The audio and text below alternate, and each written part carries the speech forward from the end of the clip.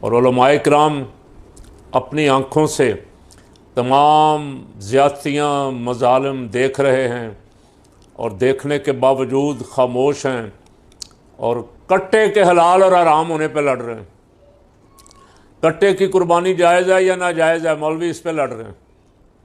काश ये कुछ तारीख़ से सबक सीख लेते कि जब मुसलमान ऐसे कामों में पड़ते हैं तो उस वक्त फिर उनका अंजाम क्या होता है।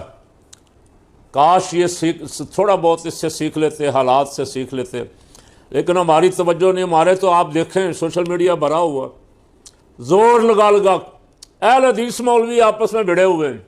एक कहता कट्टे की कुर्बानी जायज़ है, दूसरा कहता नाजायज़ है, इसी पे लगे हुए।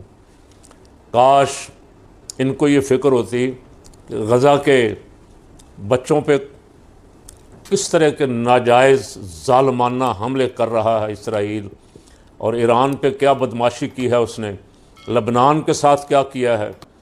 हाँ, ये इस पे गौर करते और इसके लिए इकट्ठे होके मुत्तहद होके खड़े हो जाते, अपने हुक्मरानों को मजबूर करते कि फ़लस्तीनी मज़लूमों के साथ खड़े हो जाओ, ट्रंप की ग़ुलामी, यहूद नसारा की ग़ुलामी से निकल आओ।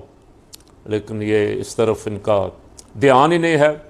अल्लाह करे इनका ध्यान इस तरफ हो जाए। वैसे और उन मौलवियों पे भी मुझे हैरानगी ये है कि शादियों पे कट्टे का गोश्त बड़ा मज़ा ले ले के खाते और फतवा दे रहे हैं कि इसकी कुर्बानी जायज़ नहीं है, खाई भी जा रहे हैं। वो पंजाबी कहते हैं उत्तों तुम खाई जा बिचो रौला पाई जा, वो इन्होंने हाल किया हुआ।